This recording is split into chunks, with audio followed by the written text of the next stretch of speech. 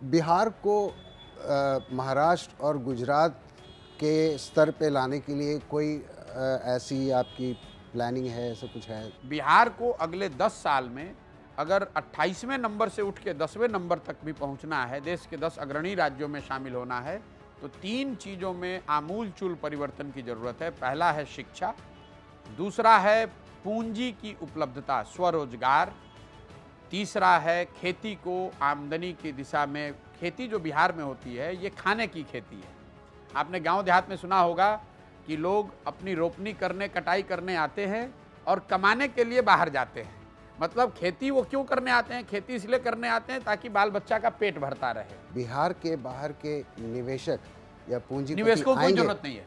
उनकी नहीं, जरूरत मैं मेरा जो मॉडल है इसमें निवेशकों को कोई जरूरत नहीं है। पूंजीपति नहीं, निवेशक बिल्कुल नहीं, बिल्कुल नहीं। दुनिया भर में इंडस्ट्रियल डेवलपमेंट की जरूरत है। इंडस्ट्रियल डेवलपमेंट की जरूरत है, लेकिन पूंजीपतियों के बड़े फैक्ट्री लगाने से इंडस्ट्रियल डेवलपमेंट नहीं होगा। आप इटली चलिए, नॉर्वे चलिए, फिनलैंड को देख लो, जितने स्कैंडिनेवियन कंट्रीज हैं।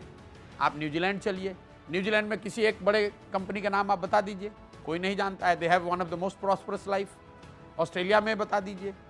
तो सिर्फ बड़ी कंपनियां, एक यहाँ चीनी मिल लगेगा तो मान लीजिए 4000 लोगों को नौकरी मिलेगी, लेकिन अगर 4 लाख लोगों को पूंजी मिल जाए तो हर आदमी कुछ ना कुछ रोजगार कर पाएगा। तो I am a great believer marrying the education and skills with capital, availability of capital, that will create jobs and jobs will lead to consumption.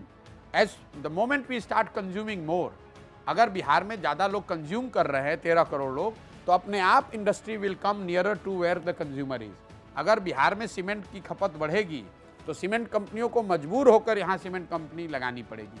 अगर चीनी हम लोग यहाँ कंज्यूम कर रहे हैं तो मजबूर होकर लोग चीनी यहाँ फैक्ट्री लगाएंगे। 13 करोड़ लोग हैं, हमें ये करना है कि वो लोग उन प्रॉस्पेरिटी में ऊपर बढ़े। वो जितना ज़्यादा कंज्यूम करेंगे उतना ज़्यादा इंडस्ट्रियलाइजेशन अपने आप होगा। आप यूएस में देख लीजिए, US economy entire 2/3 economy GDP is all consumption driven. तो बिहार में वे फॉरवर्ड, मैं फिर से कह रहा हूँ, रोजगार देने वाली शिक्षा, कमाई देने वाली खेती और नौकरी नहीं स्वरोजगार देने वाली पूंजी। अगर इन 3 चीज़ को उपलब्ध करा दीजिए, बिहार में आप आमूलचूल परिवर्तन देखेंगे अगले 10 साल में।